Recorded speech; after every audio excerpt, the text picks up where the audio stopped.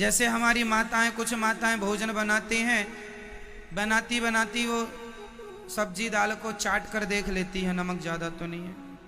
चाय बनाएंगी तो चाय जरा सी पी कर देख लेंगी, वो सारा भोजन जूठा हो गया। अब वो भगवान जी के काम का नहीं है। भोजन बनाओ। कुछ लोगों ऐसे हैं भोजन बनाते बनाते 20-50 साल हो गए लेकिन नमक का अंदाज अभी तक नहीं हुआ। अरे बार बार चाटने की क्या जरूरत है कि नमक ज्यादा है कि कम। आप सालों से भोजन बना रहे हैं, इतना भी अंदाजा नहीं है। जो बना रहे हैं बनाइए, भोग लगा के फिर उसे ग्रहण कीजिए। एक थाली में आप लोग भोग कैसे लगाते हैं? कई लोगों को भोग लगाना भी नहीं आता। भोग कैसे लगाना चाहिए? एक थाली लो जो भगवान की विशेष थाली हो, विशेष बर्तन भगवान जी का ही हो, है ना। स्टील की ही थाली हो, चांदी की हो, सोने की हो, जो आपकी श्रद्धा हो। उस थाली में भगवान जी के लिए बढ़िया जो बनाए हो, दाल चावल सब्जी रोटी पूड़ी खीर अचार जो भी आपने बनाया है रखा है वो सब रखो और तुलसी का दल डालो, तुलसी डालो और भगवान जी के पास जाकर बैठो। भगवान जी के पास जाकर बैठो, घंटी हिलाओ, आचमन करो और भगवान जी को प्रेम पूर्वक रोटी तोड़कर भगवान जी को भोग लगाओ। भोग लगाने का अर्थ नहीं थाली उठाई भगवान के आगे रख दी चले आए ना। खिलाओ, अपने हाथ से भगवान जी को रोटी तोड़ो, साग लगाओ, दाल लगाओ, खिलाओ। और खिलाते समय कुछ ना बने तो आप बोलते रहो श्रीमन्नारायण श्रीमन्नारायण। कुछ ना बने तो श्रीमन्नारायण। हे प्रभु स्वीकार कीजिए, हे प्रभु प्रसाद पाइए। कुछ ना बने, मंत्र मंत्र नहीं बनता, कोई बात नहीं, इतना बोलो हे प्रभु प्रसाद पाइए, है ना। हे रघुनंदन प्रसाद पाइए, हे गोविंद प्रसाद पाइए। भोग लगाइए ठाकुर जी को। भोग लगाकर कितने बार? कम से कम 5 बार तो भोग लगाना चाहिए। 5 बार मतलब 5 रोटी को तोड़ो एक बार, दूसरी बार तोड़कर तीसरी बार।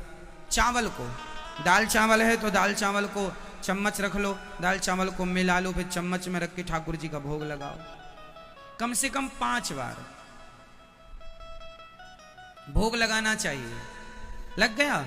भोग लगा के फिर ठाकुर जी को जल पिलाना चाहिए। अब झूठे हो गए ना ठाकुर जी, भोग लगा लिया, भोजन कर लिया, फिर पानी पिलाओ। फिर पानी पिला के कपड़े से भगवान जी का मुंह पोंछना चाहिए, ऐसे ऐसे। एक कपड़ा रखा करो, रूमाल इत्यादि भगवान जी के पास, जहां भोग लगा करके पानी पिला करके भगवान जी कैसे मुंह पोंछो, ऐसे भाव से। तो ये सब भोग, ये भाव की चीजें हैं। अब आप लोग क्या करते हैं, बनाए भोजन जाके रख दिया, भगवान तुम खाते रहना।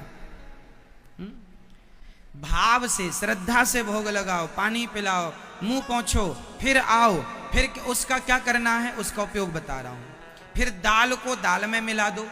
आप वो थाली ठाकुर जी को भोग लगा के लाओ अपनी रसोई, और दाल को दाल में मिला दो, चावल को चावल में मिलाओ, रोटी को रोटी में मिलाओ, जो भी जो बनाया खीर को खीर में मिलाओ, सबको सब में मिला दो।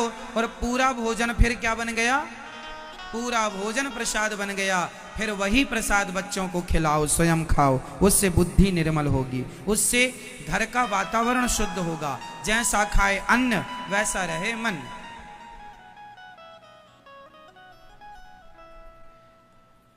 अपने लिए भोजन कभी नहीं बनाना चाहिए, अपने लिए चंदन नहीं घिसना चाहिए, अपने लिए भोजन नहीं बनाना चाहिए। भोजन सदा किसके लिए बनाओ? भगवान जी के लिए। और भोजन भगवान जी के लिए बना के भोग लगाओ। फिर अपन लोग क्या पाओ? प्रसाद का फुल फॉर्म क्या होता है? प्रसाद, प्रसाद। प्रसाद का अर्थ है प्रा मतलब प्रभु के, सा मतलब साक्षात, दा मतलब दर्शन। प्रभु के साक्षात दर्शन का नाम प्रसाद है। हमारे यहाँ प्रसाद की बड़ी महिमा है, प्रसाद की बड़ी महिमा। जो भगवान को समर्पित हो गया वह अमृत हो गया। इसलिए ऐसे जब आप लोग बच्चों का टिफिन बनाती हो मैया, तो बच्चों का टिफिन भी बनाया करो। तो पहले तो ये याद रखो कि आपको बिना नहाए नहीं जाना रसोई में। शुद्धि बहुत जरूरी है। जैसी राखे शुद्धि, बोलो आगे आप।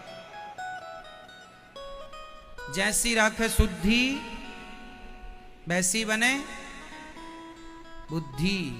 हाँ, शुद्धि से क्या होती है मैया? बुद्धि।